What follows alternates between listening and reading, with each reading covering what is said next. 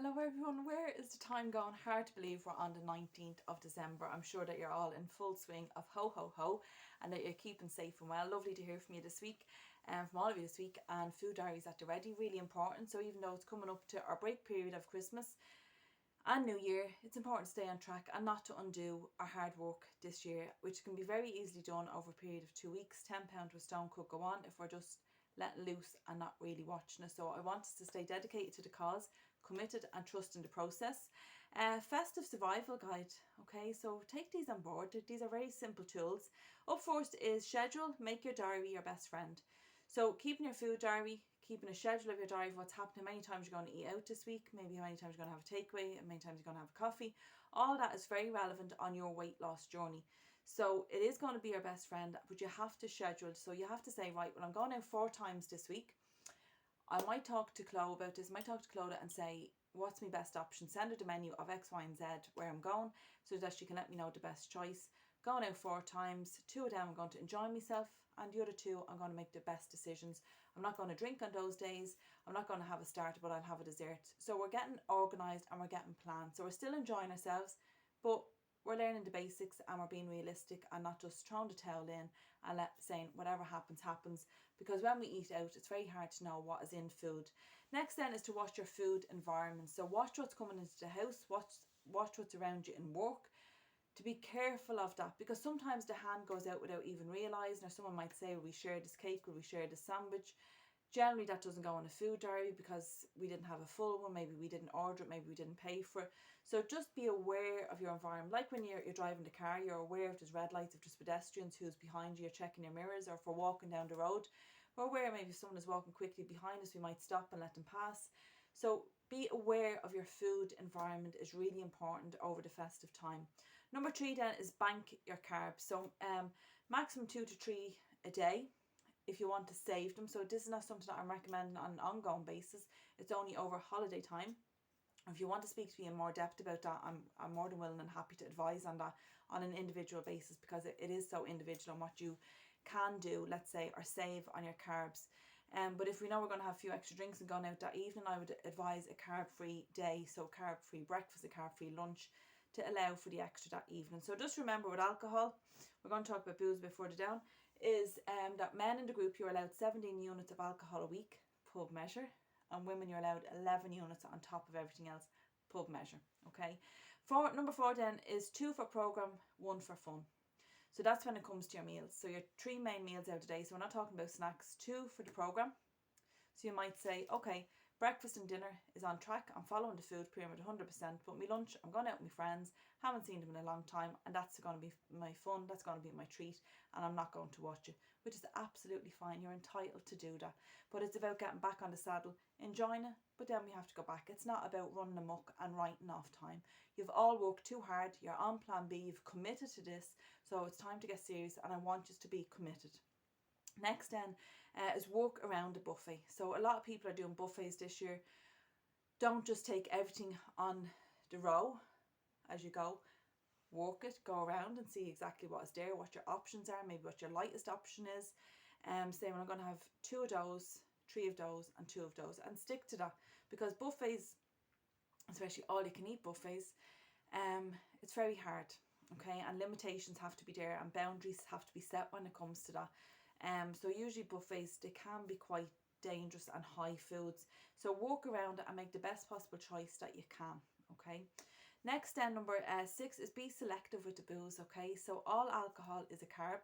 Obviously beer and ciders, shots and cocktails are much higher, obviously, in sugar and different things. Pub measures are okay, but you know yourself, house measures are worlds apart, and people are generally very generous when it comes to house. And also in the moment it's brilliant and you're having great crack and it's a-okay, and for the next day you're going to pay the price and we're going to suffer, and we'll be cursing the person that has poured the drink. So watch the booze. Spirits are best with your diet mixer. And again, a pub measure is a unit value. But just to watch the booze, be aware that all of it is carbohydrates. So if you're right-handed, have water there and the alcohol on the left, because when we're having a yap or maybe watching a movie or different things, we can be quite like this and not aware of what we're drinking. So to have the water in between, you'll still get to your destination. It'll just take a little bit slower and you won't be as dehydrated the next day and looking for carbs. Also a good one in there is your hot water and lemon. Is really important to have the detox the liver. The liver is the largest organ inside the body, weighing roughly 5 pounds, and hot water and lemon detox it within 45 minutes. So after a night before we go to bed, it'd be ideal to have hot water and lemon, and then first thing the next morning. Then we're not looking for the stodgy food and the breakfast rolls, etc. Number 7 then is keep yourself moving. So some activity over the festive period. We generally will all have a bit more me time or time off. So a little bit of a walk is really good. Some type of activity. It could be getting a board game, those twisters, something on YouTube. Any of those things that we can get maybe the family involved as well. But keep yourself moving is key. And mosey around the shops.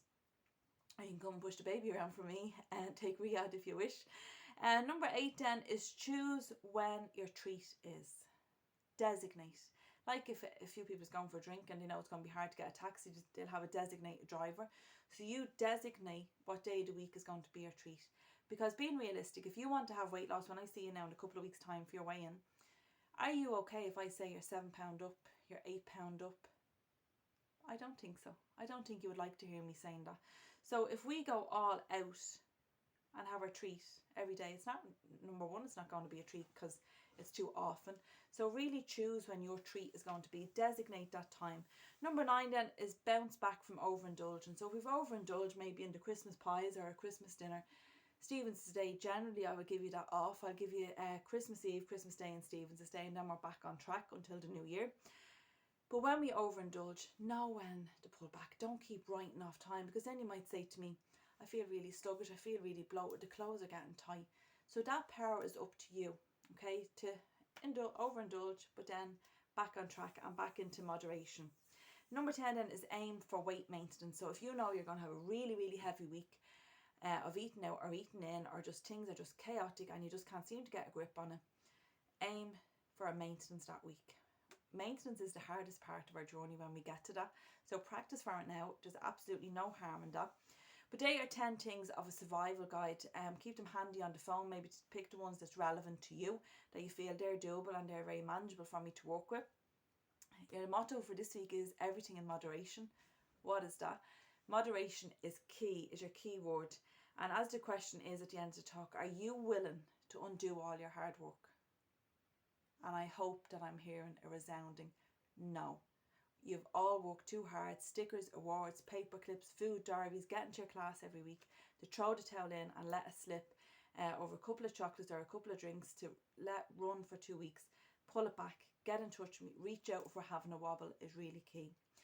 Enjoy, but we don't have to enjoy too much of food and drink. We can just enjoy the time off with family and friends, and just not having to be anywhere, I suppose, is a good feeling as well.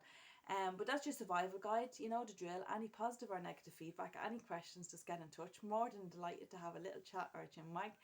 And I will be back on the waves, let's say, very soon. But obviously I'll be in touch daily on our little group chat. And our next talk will be on the 9th of January for that week.